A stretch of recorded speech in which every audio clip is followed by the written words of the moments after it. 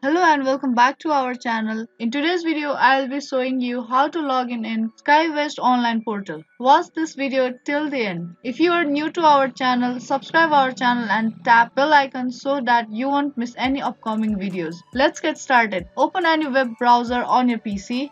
Then type skywestonline.com and press enter on your keyboard. You will land on its login page. Here type in your employee ID which has been provided by the company and password of your account. Then tick mark on I am not a robot. Then press login button. You can click on forget password in case you forget your password. And if you don't have your account and want to register your account, click on register in order to create your account. I hope you like this video. If you like this video, give this video thumbs up and subscribe to our channel. Thank you for watching.